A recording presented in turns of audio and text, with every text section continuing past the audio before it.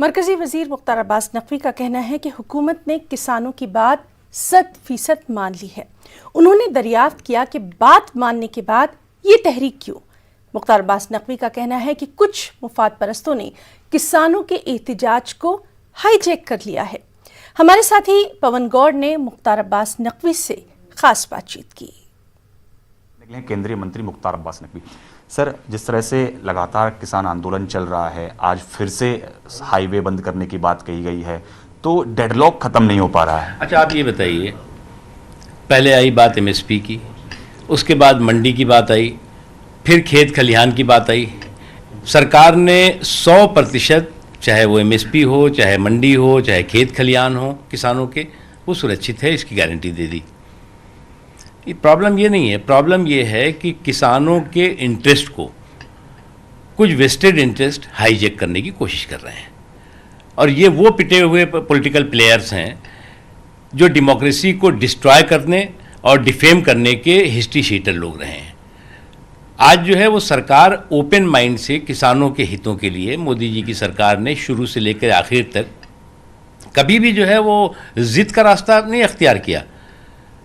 सरकार ने कहा कि जो भी किसानों के सरोकार हैं, सरकार एड्रेस करने को तैयार है। सरोकार क्या थे? एमएसपी थी। सरोकार क्या थी कि मंडी साहब खत्म हो जाएगी। सरोकार क्या थे कि साहब हमारे खेत जो है वो खेत और खलिहान लूट लिए जाएंगे। सरकार 100% गारंटी दे रही है, अब क्या रह गया भाई?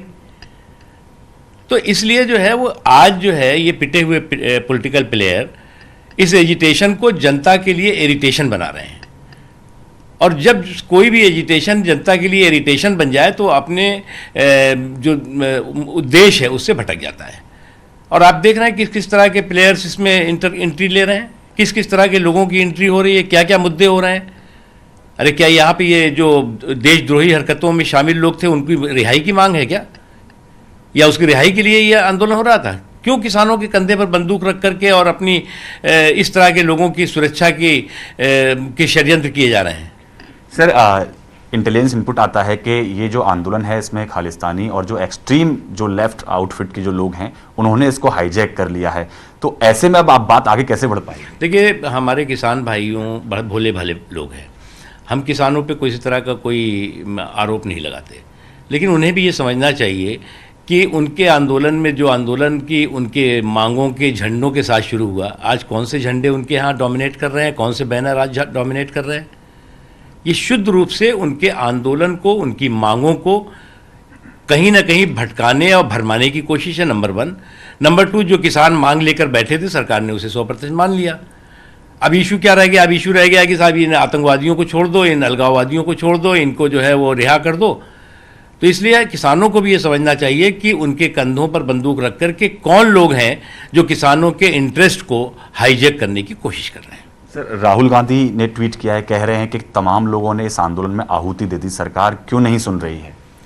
देखो भाई, एक बात समझ लो, ये राहुल गांधी और ये जो प्रियंका गांधी, ये जो भाई बहन की जोड़ी है, ये बिल्कुल जो है वो कहीं ना कहीं अज्ञानता से भरपूर है। 50 साल तक इनके परिवार ने राज किया।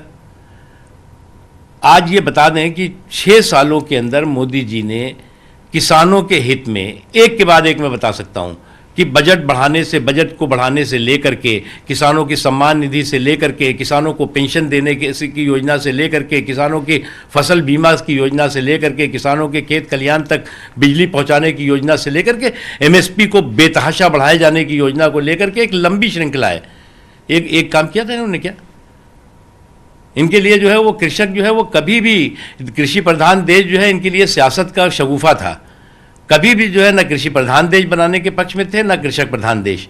आज अगर मोदी जी ने किया है तो आप पूरे दुनिया में भारत को बदनाम करने की कोशिश कर रहे हैं, किसानों को जो है वो गुमराह करने की कोशिश कर रहे हैं, सफल नहीं होंगे।